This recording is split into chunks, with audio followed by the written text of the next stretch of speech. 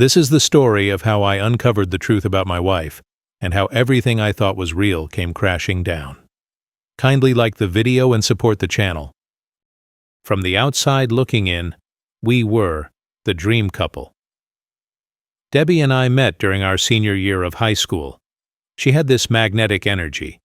Confident, charming, and razor-sharp smart. Everyone loved her. Me?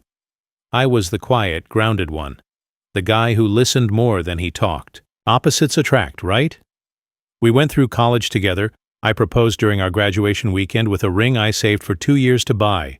She said yes, cried, and told me I was her forever.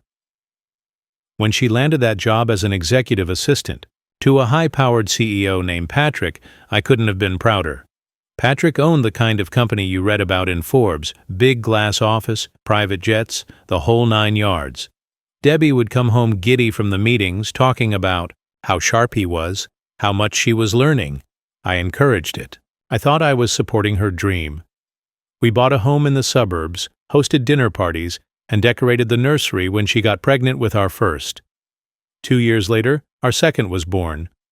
I remember holding both of them in the hospital, thinking this is it, this is my life, and it's perfect. Debbie was glowing back then, always busy, always ambitious, but still coming home with that soft kiss on my cheek and a warm plate for dinner. She made motherhood look easy, like she was born for it. Sure, there were cracks. Late nights, canceled date nights. A few too many. Emergency trips for work. But nothing that raised red flags. I chalked it up to career pressure. I trusted her. We had history. What I didn't know was that I was just a substitute in a story she was writing with someone else, and it had started long before I ever put a ring on her finger. At first, the changes were subtle. Little things that didn't feel wrong, just different. Debbie started leaving earlier for work. At first, it made sense because Patrick was demanding and she was managing a lot, but she stopped having breakfast with the kids. She used to be the one packing their lunches, kissing them on the forehead, humming while she made coffee. Now she was always in a rush. No makeup, no jewelry, but always that one specific perfume she only wore when we went out. At first I thought she was just trying to feel confident at work. I didn't question it, but then she started guarding her phone like it was her lifeline. She used to leave it charging on the kitchen counter. Now it was always face down, on silent, and somehow always in her hand or pocket. If I so much as looked at it, she'd flinch. One night, while I was getting ready for bed, I heard laughter coming from downstairs, soft, flirtatious, like a teenager on the phone. I walked halfway down the stairs before I heard her say, "Stop it, you're terrible." And then, silence. I asked her who it was. She smiled nervously and said, "Patrick, just work stuff. He's always cracking jokes." Something in my stomach turned. Why was her boss calling her at 11:30 p.m.? I brought it up again the next morning. She got defensive. "You're being paranoid, Daniel. It's just work." I let it go. I wanted to believe her. But then there was the birthday dinner. I had everything planned. Reservations at her favorite restaurant. Babysitter locked in. Her favorite flowers. She got home 2 hours late. Said Patrick had a client emergency and that she felt awful. She didn't even look sorry. She looked tired, emotionally drained.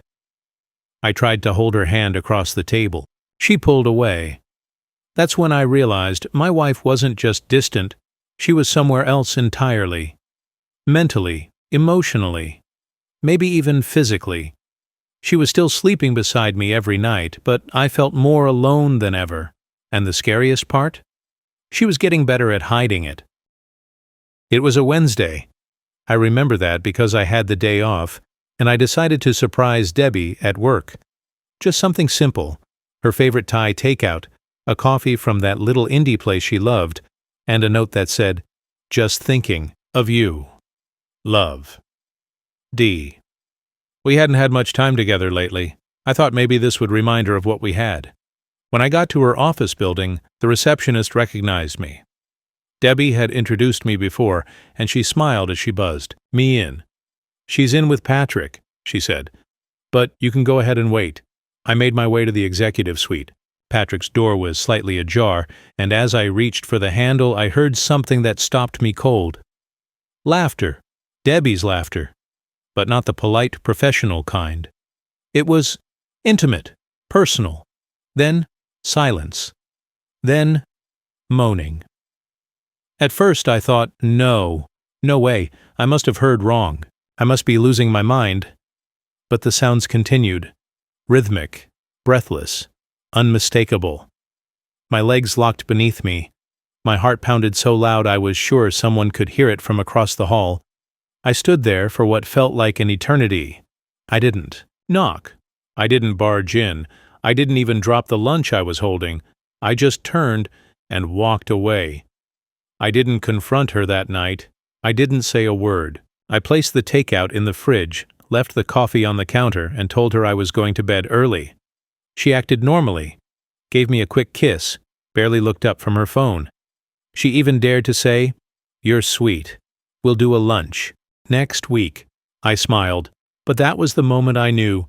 I couldn't ignore this anymore. I couldn't chalk it up to stress, or late hours, or my own paranoia. There was no more, maybe. There was only truth, and now I needed to find it. So, I made a decision that night. If she was going to keep lying, then I was going to start watching. That night, as Debbie slept beside me, I lay wide awake staring at the ceiling, my mind spinning. I couldn't confront her. Not yet. She'd deny it, twist it, gaslight me into thinking I was crazy. And worse, without proof, she'd flip the narrative and paint me as the problem. No, if I was going to go to war for the truth, I needed hard proof, something concrete. So I got to work. First, I installed software on her phone, something discreet, something that mirrored her text messages and app activity to a cloud drive. I didn't feel good about it, but after what I heard in that office, I knew the rules had changed. The next morning, I kissed her goodbye like nothing was wrong. Watched her drive off like she always did. As soon as she was out of sight, I opened the mirrored app on my laptop, and there it was. Hundreds of messages. I scrolled back weeks, then months. The tone was undeniable. This wasn't a professional relationship. This wasn't even a one-time affair. This was a love story, written in stolen moments, coded texts, and emoji-laced confessions. Patrick says, "I miss the way you used to sneak into my hotel room before Daniel would pick you up. You looked so innocent back then." Then Debbie says, "Don't remind me. I felt so guilty, but I couldn't stop. I wanted you even when I knew I shouldn't." Patrick, you were mine before you were his, still are. My hands were shaking, my vision blurred. I clicked deeper, looked for a timeline. When did it start? How far back did this go? And then I saw it. A message from Debbie to Patrick, dated 6 months before our wedding. Debbie. "You know we shouldn't have done that last night. I'm getting married in 2 weeks. But I don't regret it. I never do." My stomach dropped. She wasn't just cheating. She wasn't just lost or confused or led astray. She was building a life with me while in bed with him in secret hotel rooms. She said yes to my proposal, looked me in the eye at the altar, and promised forever while Patrick was still in her bed. The kids. My children. I scrolled forward again. There were messages around the time of my daughter's birth. Debbie saying how stressed she was, how she hoped this wouldn't change anything. Patrick said, "It doesn't matter who the father is. You're still mine. We'll figure it out." That line hit me like a freight train. I read it again. It doesn't matter who the father is. Suddenly, the doubt I never allowed myself to feel came rushing in. My daughter, my beautiful, sweet girl, was she even mine? I shut the laptop and sat in the dark for hours. The weight of it all crushed me. Every memory, every smile, every bedtime story I'd ever told my kids suddenly felt like it had a question mark stamped on it. But I wasn't going to let this destroy me silently. I was going to confront Debbie, and this time, she wasn't getting out of it. It was a Sunday. The kids were at my parents' for the weekend. I told Debbie I planned a quiet dinner at home, just us. She smiled and said, "That sounds perfect." Perfect. The same word she used to describe our life.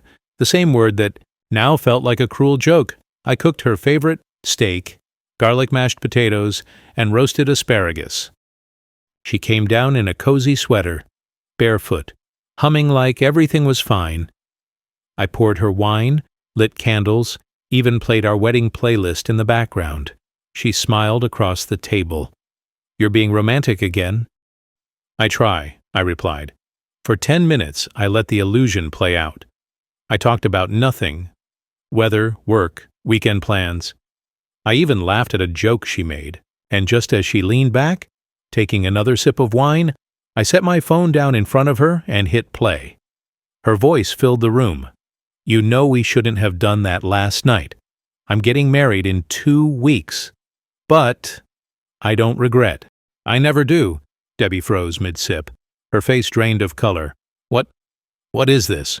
Keep listening," I said. Then Patrick's voice came through. "You were mine before you were his. Still are." I watched her eyes flick to the door, her brain scrambling for an exit. Fight or flight. "Daniel, I don't lie. Not now. Not after I heard it all. The texts, the calls. Him." She set the wine glass down, slowly. "I didn't mean for it to happen like this." "When did it start?" I asked coldly. Silence. "Tell me the truth. I deserve that." Her voice cracked. "Before we got married. I didn't know how to stop it. He understood me. He pushed me to be more. You were always so safe. You never challenged me." I sat back. "So you kept sleeping with him for years because I was too safe?" "It wasn't like that. Don't gaslight me, Debbie. Don't you dare. You chose him, repeatedly." Tears welled up in her eyes. It got out of hand. I couldn't walk away. I kept telling myself I loved you too. "So I was just a co-star in your love triangle?" She buried her face in her hands. "Are the kids mine?" Her body jerked like I'd slapped her. "What?" She just sobbed harder. "I'm getting a paternity test tomorrow." "Daniel, I beg you." Don't even say my name, woman. Don't beg. Don't cry. You've had years to come clean, and you waited until you had no other choice." She looked up at me, broken and shaking. "I ruined everything." "Didn't I?" "No," I said. "You didn't ruin everything. You ruined me. You made me question my memories, my fatherhood, my sanity. And for what? A man who will never leave his wife? A man who reduced you to a dirty secret in hotel rooms?" Her tears turned into quiet sobs. She didn't even try to defend him. I stood. "We're done, Debbie. I'll get the results. And then I'll decide if you ever see me, or those kids again." She didn't say a word. I left her sitting at the table, in the glow of candlelight she no longer deserved, and as the door shut behind me, for the first time in years, I breathed. If you've made it this far, please hit that like button. Make this story heard by millions around the world. Now, back to the story. The days that followed were quiet. Too quiet. Debbie didn't try to fight. She didn't yell. She didn't argue. She just existed in the background, like a ghost in our house. But her silence didn't mean peace, because behind the scenes, her entire world was crumbling. First came the DNA results. I didn't tell her when I got them. I just opened the envelope alone in my car. My son is mine. My daughter, not mine. I stared at that single word, excluded, like it was written in red. I cried for hours, not just for the truth, but for what it stole from me. The first time I held her. The first time she called me daddy.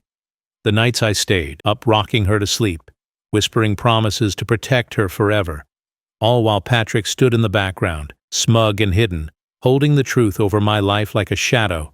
When I finally told Debbie, she collapsed on the floor. "I didn't know," she sobbed. "I swear, I thought she was yours. I wanted her to be." But her wants didn't change the truth. I moved into the guest room. I filed for separation. And the moment my attorney filed, The papers, I sent a copy along with the DNA results to Patrick's wife. Every word, every text, every date and time. Her response? You're not the first husband to expose him, but thank you for giving me the final nail. I don't know what happened between them after that. I didn't care. But Debbie? She lost everything. Patrick cut her off. Ghosted her. No job, no affair, no backup plan. Her reputation at work destroyed. She was let go within days, quietly, of course. They didn't want a scandal, but the whispers were loud enough to drown her. She tried to reach out to mutual friends.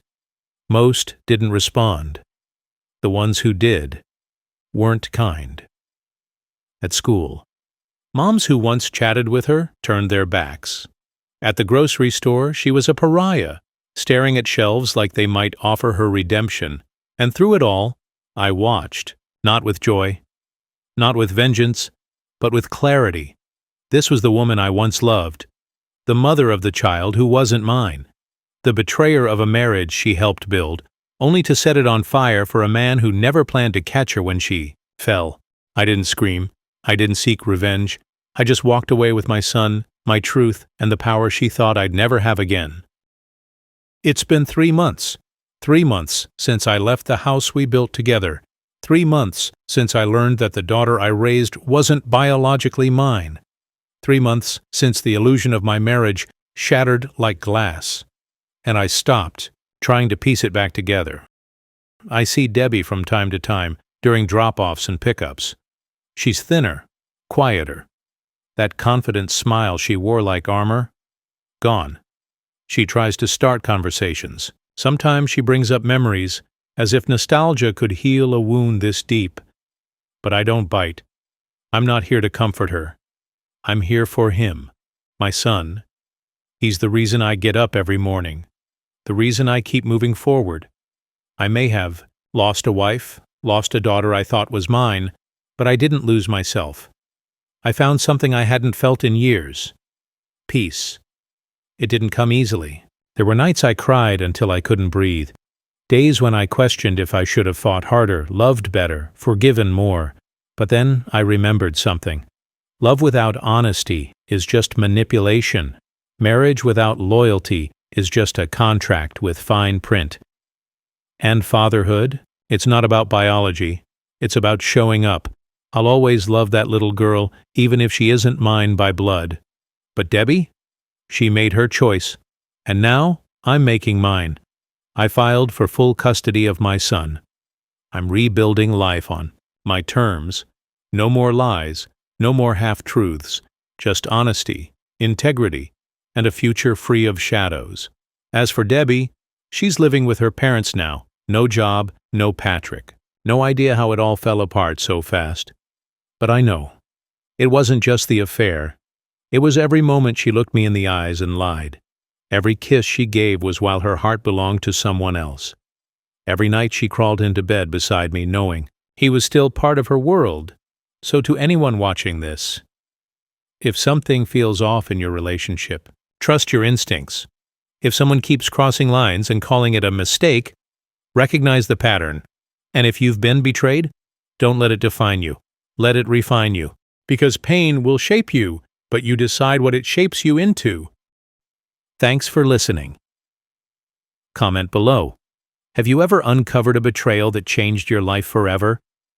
Share this story with someone who needs to hear that it's okay to walk away, like if you believe truth is more powerful than lies. Subscribe for more real, raw, and unforgettable stories every day. This is Complicated Relationships.